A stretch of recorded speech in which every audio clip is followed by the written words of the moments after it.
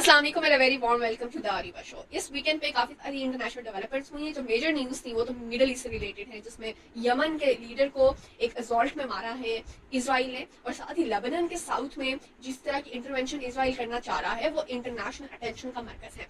लेकिन पूरे हम यूरेशिया को देखें या वेस्ट एशिया और एशिया को देखें तो इसमें जो इम्पोर्टेंट न्यूज़ है वो एससीओ का रिसेंट समिट है, जो अगस्त 30 से स्टार्ट हुआ और यस्टरडे यानी कि ट्यूसडे तक रहा, और आज यानी कि वेंसडे को एक परेड हुई है जो कि कुछ एससीओ कंट्रीज ने अटेंड की, कुछ एससीओ कंट्रीज ने अटेंड नहीं की। लेकिन इस एससीओ समिट में क्या डिस्कस हुआ वो अहमियत का हामिल है इस वक्त। ये एससीओ समिट तियानजिन सिटी जो कि नॉर्थ वेस्ट चाइना में मौजूद है, it is a port city, यहाँ पे ये समिट हुआ एंड इसमें almost the leader from all the Asian, the Eastern world countries participated. Around 20 leaders ने इसमें participate किया from across the Asia।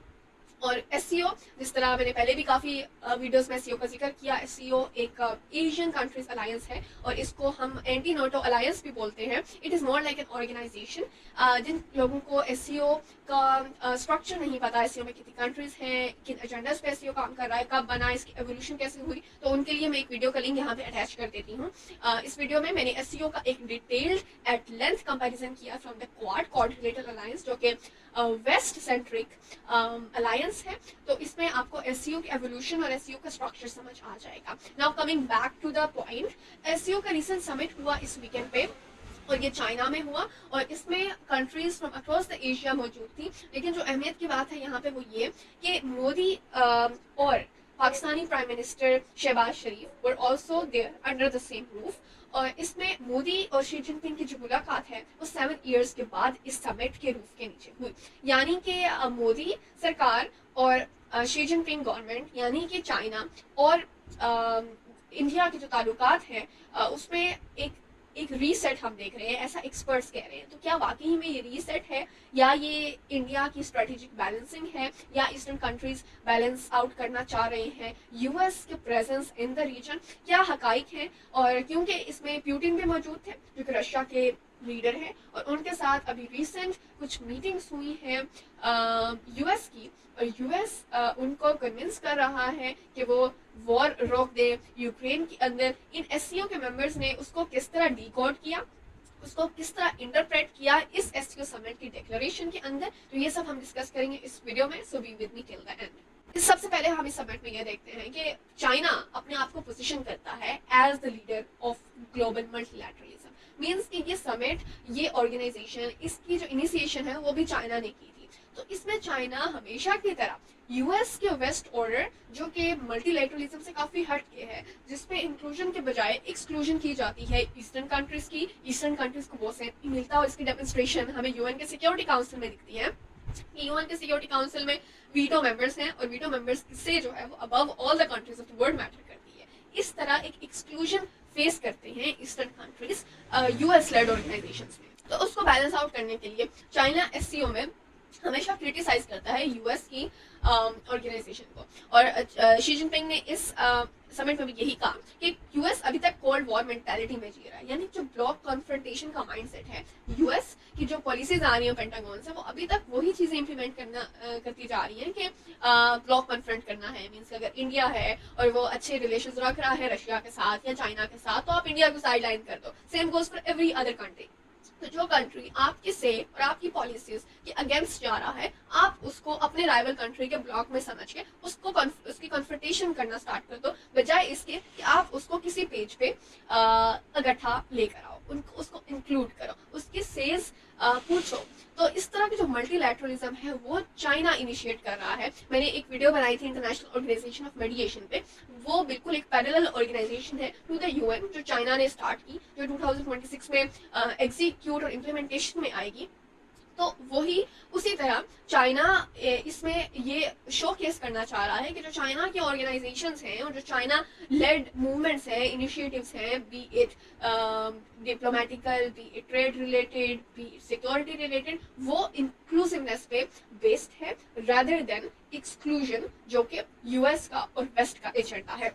इसके साथ ही प्यूटिन ने इसके बैक पे खड़े होते हुए चाइना की मल्टीलैटरलिज्म को और चाइना की बाकी इनिशिएटिव्स को इंडोर्स किया। यानी BRI को इंडोर्स किया, IOM को इंडोर्स किया, और इस SCO में जो प्लान ऑफ एक्शंस चाइना ने पेश किए उनको इंडोर्स किया। और साथ ही साथ पुतिन ने एक ऐसी बात की जो कि बात पहले ब्रिक्स कंट्रीज ने की अपने ब्रिक्स समिट में, और उसकी वजह से ब्रिक्स कंट्रीज को काफी ज्यादा इकोनॉमिक पनिशमेंट फेस करनी पड़ी फ्रॉम द US, और वो बात है डी-डॉलराइजेशन। मींस के पुतिन ने कहा कि it is important for the countries जो कि ट्रेड सेटलमेंट में अपना रोल प्ले कर रही हैं, जिनका ट्रेड में पार्टनरशिप है, कि उनकी करेंसीज की भी वैल्यू होनी चाहिए और उनकी करेंसीज को भी इंपॉर्टेंस मिलनी चाहिए, ताकि at the end of the day हम सिर्फ US डॉलर पे रिलाई करते हुए ना रह जाएं। तो उन्होंने डी-डॉलराइजेशन की बात की। साथ ही उन्होंने यूक्रेन के इशू को फ्रंट पे लाया, नॉट एक्सप्लिसिटली बट इम्प्लिसिटली। उन्होंने यूरेशियन सिक्योरिटी सिस्टम की बात की, जिस तरह नेटो एक यूरोपियन सिक्योरिटी सिस्टम है जो कि यूरोसेंट्रिक है, और उस पे जो कंट्रीज है जो कि ईस्टर्न यूरोप में है, वो यूरोप का पार्ट भी नहीं है, वो एशिया का पार्ट भी नहीं है, बट वो यूरेशियन जो बॉर्डर है उस पे वो कनेक्ट हो रही है।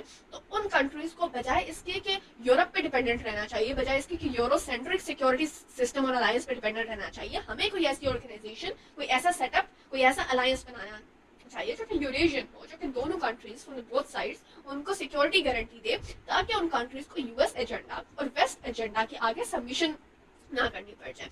इस प्लान ऑफ एक्शन के तहत रशिया अपनी सिक्योरिटी और अपना जो नैरेटिव है उसको सेल करना चाह रहा है टू द वर्ल्ड, कि ताकि यूरोप और नेटो उसके डोर स्टेप तक पहुंच ना सके। पुतिन ने ये पॉइंट रेज किया, और इस पॉइंट में जो एक और इम्पोर्टेंट इसका एंगल है वो ये है कि हमारे पास एशिया में भी ऐसा कोई सिक्योरिटी सेटअप, कोई सिक्योरिटी इदारा मौजूद नहीं है।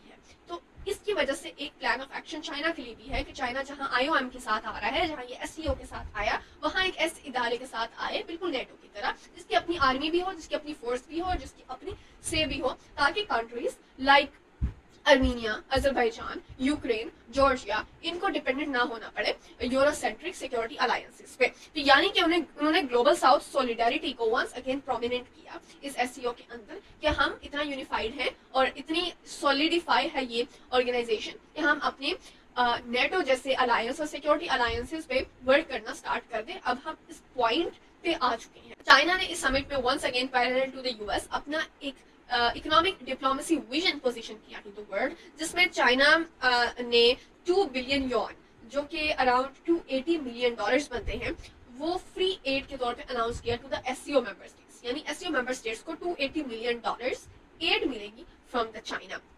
इसके साथ साथ चाइना ने 10 मिलियन यॉन लोन भी इंट्रोड्यूस किया for the SCO countries via SCO banking consortium, यानी कि banking consortium and also loan देना, डेट देना और फिर एड अनाउंस कर देना, ये कुछ चीजें सिमिलर हमें लग रही है, और ये वही सिमिलैरिटी है टू द US पॉलिसीज जो कि हमें in the start of cold war और by the end of world war 2 दिखी। और वर्ल्ड बैंक की जो पॉलिसीज हैं, वर्ल्ड ट्रेड ऑर्गेनाइजेशन की जो पॉलिसीज हैं, IMF की जो पॉलिसीज हैं, ये उसके साथ पैरेलल है। यानी कि चाइना अपनी ऐसे इदारे अब लॉन्च करने जा रहा है जो कंट्रीज को ना सिर्फ ट्रेड में इंक्लूड करेंगे, ना सिर्फ BRI पार्टनरशिप में इंक्लूड करेंगे, बल्कि उनको एड, उनको लोन भी प्रोवाइड करेंगे। तो बिल्कुल उसी तरह banking system, loan, security, defence, कोई भी आप एंगल देख लें, आप कोई भी कैटेगरी देख लें, उसमें चाइना एक पैरेलल विजन पेश कर रहा है वर्ल्ड को। दो उसको अभी एग्जीक्यूशन में आने में भी थोड़ा टाइम लगे, बट चाइना का स्टार्ट यहाँ से हो चुका है, and China is launching everything on the parallel grounds to the UN, to the NATO, to the West centric organization. अब एक और चीज है जिसपे बहुत ज्यादा डिस्कशन हो रही है इंटरनेशनल मीडिया पे इस समिट के आफ्टरमैथ में, और वो है चाइना और इंडिया का रीसेट। एक्सपर्ट्स बात कर रहे हैं ये रीसेट है, और इसके बाद चाइना और इंडिया एक दूसरे के साथ एवर देन क्लोजर रिलेशनशिप में आ जाएंगे, दे विल बिकम फ्रेंड्स, और उसकी वजह से US का पत्ता यहाँ से साफ हो जाएगा। लेकिन क्या प्रैक्टिकली ये पॉसिबल है, और क्या प्रैक्टिकली ये इतना इजी है कि इतनी बड़ी मार्केट US अपने हाथ से जाने देगा, और जहाँ पे चाइना के साथ भी उसकी इकोनॉमिक पनिशमेंट के मामला चल रहे हैं। तो अगर हम इस समिट को ब्रेक डाउन करें तो इसमें कुछ मीटिंग्स हुई हैं, कुछ इंटरेक्शन हुआ है मोदी के दरमियान और प्रेसिडेंट शी के दरमियान, लेकिन इस सब में हमें कोई ट्रेड टॉक्स नहीं दिखी चाइना की और इंडिया की, और इसमें कुछ ऐसे ट्रेड नेगोशिएशंस, कोई कॉन्ट्रैक्ट्स फाइनल नहीं हुए, कोई डील्स फाइनल नहीं हुई। और साथ ही बैक चैनल डिप्लोमेसी भी देखें तो जितनी भी रिपोर्ट्स हैं इंटरनेशनल मीडिया के ऊपर, तो उसके मुताबिक कोई भी ऐसा इनिशिएटिव जो कि हमें इतना कंक्रीट दिखे कि जिसकी वजह से दोनों कंट्रीज के रिलेशन हमें रीसेट पे दिखे, ऐसा कुछ एविडेंट नहीं है। कोई टेंजिबल एविडेंस हमारे पास इस वक्त तक मौजूद नहीं है। हाँ, शी जिनपिंग अपनी स्टेटमेंट्स में मोदी सरकार को कह रहे हैं कि हमारे बॉर्डर इश्यूज को, हमारे अपने रिलेशंस, बायलैटरल रिलेशंस को डिफाइन नहीं करने देना चाहिए, यानी कि बॉर्डर इश्यूज एक तरफ और हमारे bilateral trade, economic, security and other relations एक तरफ।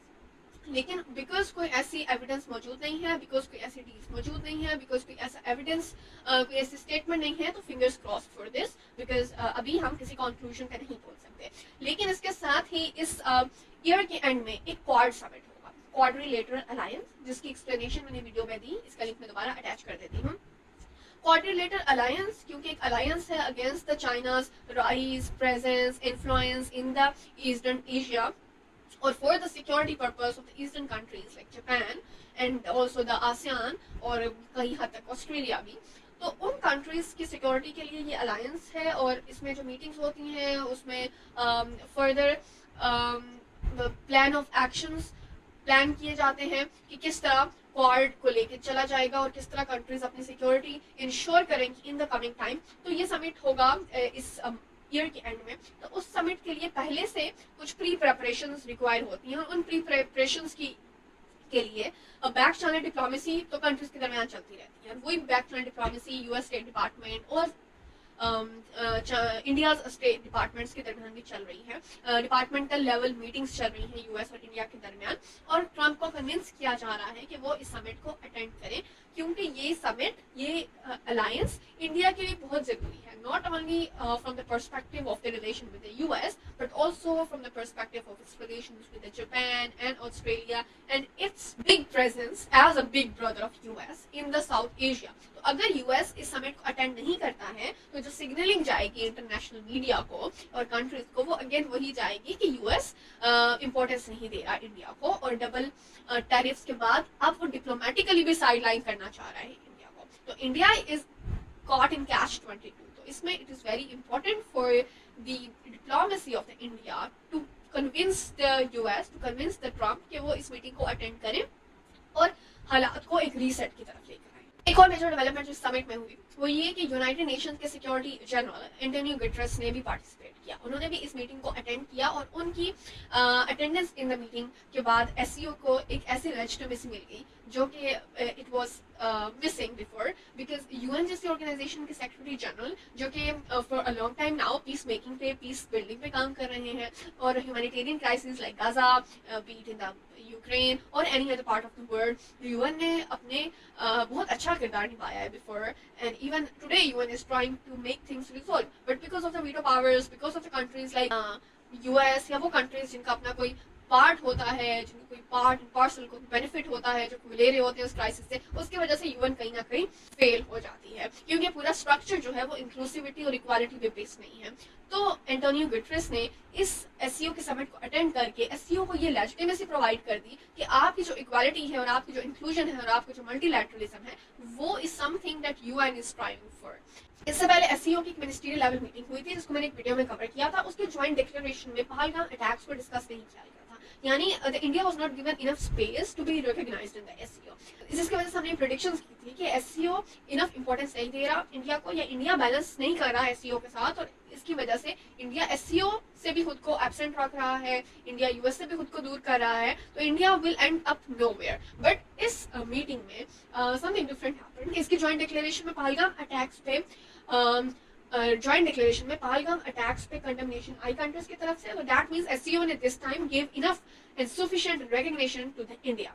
इसके साथ साथ बीआरआई को इंडोर्स किया गया, लेकिन इंडिया ने बीआरआई को इंडोर्स नहीं किया जॉइंट डिक्लेरेशन में। और साथ ही साथ जो यूक्रेन क्राइसिस है उस पे एससीओ समिट की जॉइंट डिक्लेरेशन में कोई बात नहीं हुई है। तो यूक्रेन क्राइसिस जो कि रशिया के लिए बहुत इंपॉर्टेंट है, जो कि सेंट्रल एशियन कंट्रीज के लिए बहुत इंपॉर्टेंट है, तो उस पे जॉइंट डिक्लेरेशन में कोई बात नहीं हुई, उसमें मीटिंग के दौरान भी कोई एक्सप्लिसिटली बात नहीं हुई, irrespective of whatever was discussed in the summit। लेकिन एससीओ मेंबर स्टेट्स सारे लीडर्स का मौजूद होना एक पेज पे, एक समिट में, एक रूफ के under was an evidence to the fact कि SCO is still solidified and just Asian bloc के राइज की बात करते हैं, या एशियन ऑर्डर की बात करते हैं, या ऑर्गेनाइजेशंस जो कि एशिया सेंट्रिक हैं, तो उनका राइज या स्टार्ट हमें कहीं ना कहीं दिख रहा है, दो it is slow but it is happening.